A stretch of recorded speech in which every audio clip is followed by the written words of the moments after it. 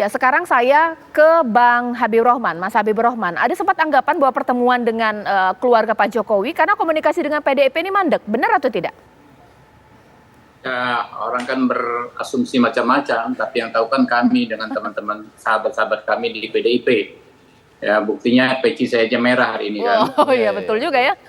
Oke, lanjutkan Mas. Jadi komunikasi tentu lancar-lancar saja ya.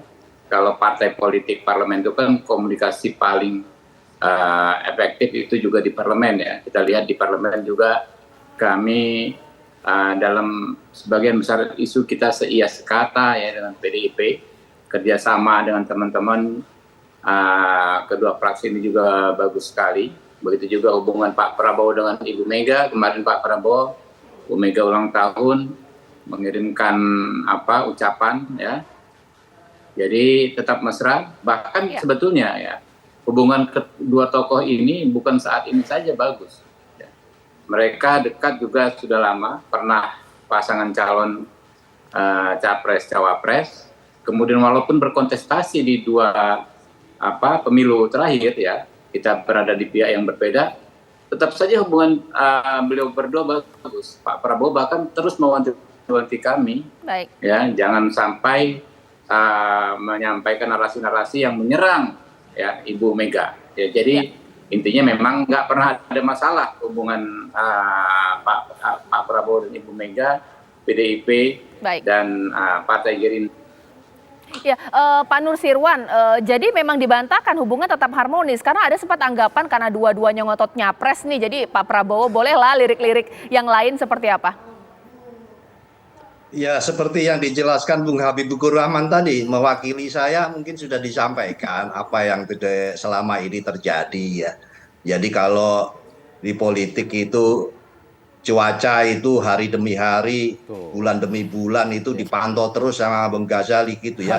Jadi miring dikit aja sudah diomongin apa, begini sudah diomongin apa. Ya termasuk sore ini ada acara berkunjung ke sana, indikasinya mau apa, itu sudah biasa lah. Jadi sebenarnya nggak perlu juga terlalu serius-serius amat begitu. Hanya kalau misalnya berkaitan dengan suara akan kemana dan sebagainya, nanti Bung Ghazali bisa menjelaskan. Karakteristik pemilih di Indonesia itu seperti apa sih? Sebetulnya pergeserannya juga nggak terlalu jauh-jauh amat begitu. Bahwa Mbak sama Pak Ghazali itu pengaruhnya seperti apa itu kotaknya sudah ketahuan. Jadi dari sejak awal tuh pergeserannya itu sudah ya mungkin miring-miring sedikit antara ada nambah dari sana, nambah dari sini begitu. Hanya saja ini kan mungkin sebuah hal yang bagus saja untuk bersilaturahmi dan bagi kami juga seperti tadi yang di awal kami sangat mengapresiasi begitu ya sebuah penghargaan kepada teman-teman, kepada rekan-rekan kami yang memimpin di daerah begitu. Bisa saja masing-masing itu dengan maksud ada hal yang lain lah ya, itu sah-sah saja di dalam berpolitik begitu. Baik. Saya pikir demikian, tapi tidak ada hal-hal yang khusus. Sepakat tidak bahwa hubungan ini masih harmonis? Kan dua partai ini ngotot maunya capres. Jadi tadi persis Abang Nursirwan dan Pak Jubir Habibur Rahman itu enak kan? Itu harus seperti itu karena kunjung mengunjungi bersahabat tuh enak. Dan akan lebih enak lagi kalau tadi sempat bicara kotak dan lain-lain, kebetulan di layar televisi itu kadang-kadang ada 4 kotak.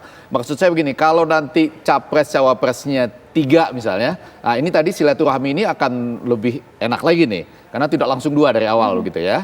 Nah yang agak saya khawatirkan adalah, jadi ini datang ke sana saling mengharapkan dukungan dari mana ini, Bang Nursirwan sama Pak Jubir. Ini ketika misalnya koalisi perubahan nggak jadi maju. Ini saya coba membayangkan kan nanti kan asumsi-asumsi ini semakin mendekat ke Maret, April, kemudian Oktober dan pendaftaran. Dengan kunjung mengunjungi, mohon maaf nih kalau saya berlebihan, Bang Nursirwan membaca yang ada, ketika kunjung mengunjungi ini dan mereka semua mengatakan politik itu dinamis. Kalau ada yang ngotot ke situ nggak jadi ini misalnya. Nah kalau nggak jadi perubahan, maka kunjung mengunjungi ini ingin mendapatkan suaranya Jokowi, di samping ingin maju pilkada sesudah pilpres, ini menjadi makin penting. Karena yang tersisa apa? kan semacam kompetisi di antara mereka yang ingin meneruskan.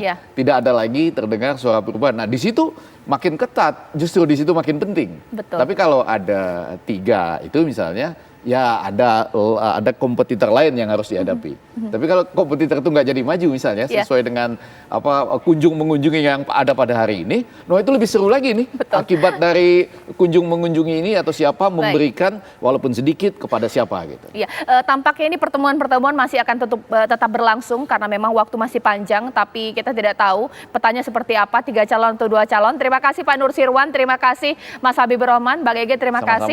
Dan pemirsa, kita tunggulah nanti bagaimana peristiwa politik yang akan terjadi ke depan. Sesaat lagi sejumlah informasi lainnya akan saya hadirkan untuk Anda, pastinya soal sidang pembunuhan terhadap Brigadir Joshua pemirsa setelah hari ini dibacakan replik. Tapi kita akan masih membaca pemirsa ketika Putri Chandrawati membacakan pledoinya di pengadilan. Kira-kira apa yang bisa kita baca? Jujurkah Putri Chandrawati pemirsa? Saya nanti akan berbincang dengan pakar forensik untuk membaca setiap gerak-gerik dari Putri Chandrawati. Sesaat lagi.